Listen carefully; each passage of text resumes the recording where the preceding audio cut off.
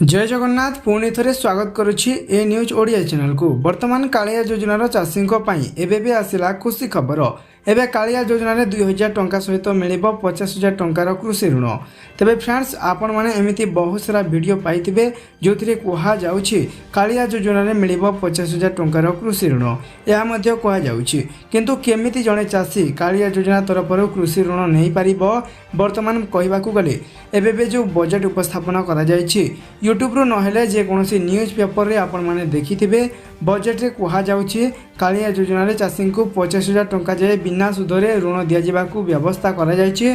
चाषी ऋण पाई 89 कोटी व्यवस्था करा जायछि। तेबे आज आमे एही वीडियो माध्यम रे जानिबा केमिति जणे साधारण चाषी कालिया योजना रे सरकार तरफ 50,000 टंका पर्यंत ऋण नहीं पारिबो एवं सही टंका को कृषि क्षेत्र में किंबा अन्य जेकोसी कार्य में लगे पारिबो एवं कौन सब डॉक्यूमेंट आवश्यक पड़िबो क्यों जगार ऋण नहीं पारिबो। तेबे आसंतु फ्रेंड्स जानिबा एही वीडियो माध्यम रे। ता पूर्व वीडियो को समस्त पाखरे शेयर करने सहित लाइक एवं ए न्यूज ओडिया चैनल को सब्सक्राइब कर रखु एमती नुआ नुआ वीडियो नोटिफिकेशन प्रथमे पाइबापी। तो फ्रेंड्स 2022-23 बजेट आसी सारी। चलित बजेट रे कृषि क्षेत्र पर गुरुत्वपूर्ण घोषणा करिसेंती अर्थमंत्री निरंजन पूजारी। एजावत सर्वाधिक 21,166 कोटी टंका व्यवहार केवल कृषि पर रखा जायछि। ओडिशा कृषि बहुल राज्य होइथिबारु राज्य सरकार फोकस करिसेंती कृषि उपरे। कृषिर विकास पर वैषयिक पद्धति को गुरुत्व दिया जायछि। निरंजन पूजारी कहिसेंती एथर कालिया योजना रे चाषी को 50,000 जाए बिना सुधरे ऋण दिया जिबाकू व्यवस्था करा जाउछि। चाषी ऋण पर 89 कोटी व्यवस्था करा जायछि, जहाँ फल कालिया योजना रे जो चाषी माने सामिल होइछंती सेमानकू सठिक समय रे टंका मिल पारिबो।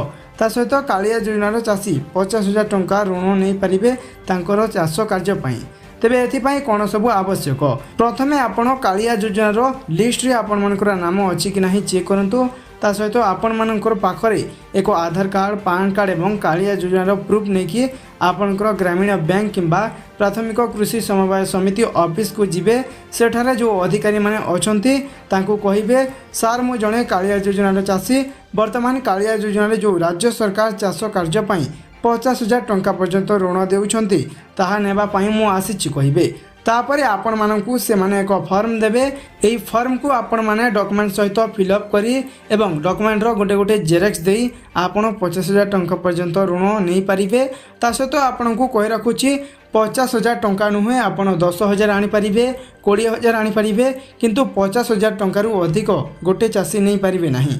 एबे दर्शक बंधु एइदिला कालिया योजना एक छोटिया लेटेस्ट अपडेट केमिति 50,000 टंका ऋण निया जाए এই ভিডিও মাধ্যমে आपण माने जानि पारिथिबे।